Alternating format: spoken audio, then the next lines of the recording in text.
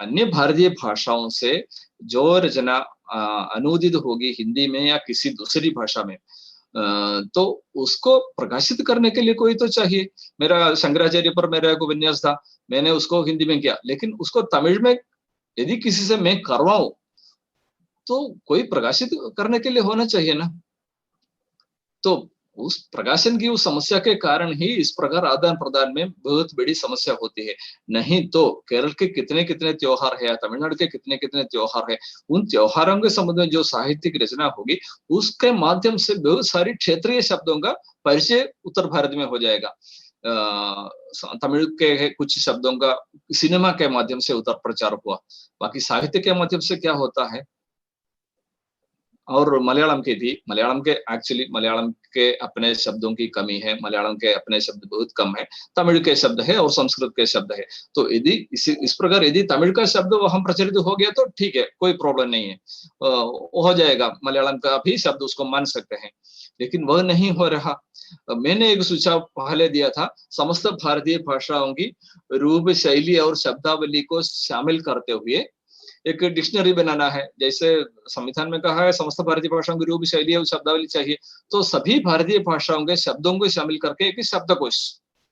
तो कहा central directed हो, कोई हिंदी स्कीम हो, कोई उस प्रकार का प्रकाशित कर रहे हैं, तो उस प्रकार हार्ड कॉपी प्रकाशित करने से कोई फायदा नहीं है। सॉफ्टवेयर में जिस प्रकार हमें बाकी सभी वेबसाइट हमें उपलब्ध होते हैं, उसी प्रकार एक एक शब्द मैंने मलयालम का एक शब्द हिंदी में प्रयोग किया, तो आप मेरा मानिए मेरा एक उपन्यास पढ़ रहा था, उसमें मलयालम का एक शब्द उसमें प्रयुक्त हुआ है, इसका अर्थ कहाँ ढूंढने के लिए आपको मलयालम डिक्शनरी ढूंढना पड़े, ऐसी स्थिति नहीं होनी चाहिए। आप यदि वेबसाइट में जाकर उसको देवनागरी में टाइप किया तो उसके लिए आपके सामने मलयालम लिपि में और हिंदी देवनागरी लिपि में उसका अर्थ आपको मिलना चाहिए, तब तो आप समझ लेंगे मलयालम में इसको इस प्रकार लिखा जाता है। सीखे न सीखे, कई बार देखने से आप सीख जाएंगे। मैंने शंकराचार्य पर जो उपन्यास लिखा था उस पर मैंने एक वाटा शब्द का प्रयोग किया है।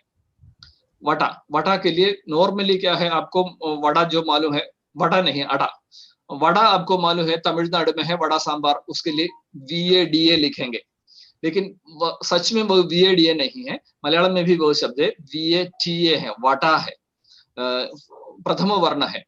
तो उसको लेकर एक शब्द है आटा। आटा एक घर में सवेरे खाने के लिए बनाने वाला एक चीज है, तो उसको मैंने उस उपन्यास में मैंने उसका प्रयोग किया है।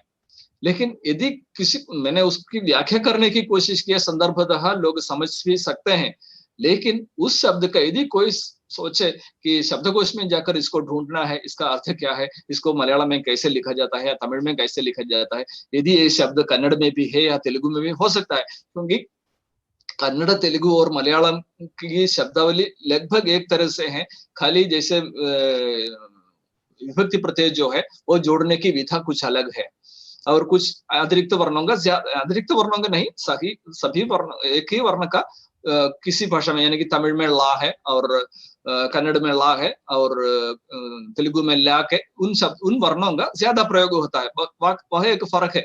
अन्यथा सभी दक्षिण भारत की सभी चारों भाषाओं में लगभग एक ही शब्द का प्रचलन है। कुछ केरल में कुछ ज्यादा संस्कृत है, तमिलनाडु वाले कुछ संस्कृत है, बाकी संस्कृत को उधर उन्होंने प्रवेश करने नहीं दिया, इसलिए शायद वहां पर ज्यादा नहीं है, नहीं तो वहां भी केरल के ही समान तमिल भी हो जाता। लेकिन उस प्रकार के शब्दों का परिचय प्राप्त करने के लिए एक कॉमन शब्दावली चाहिए, और इस प्रकार के साहित्यों को, क्षेत्रीय साहित्य का ज्यादा प्रचार और अनुवाद करने और प्रचारित करने की व्यवस्था होनी चाहिए।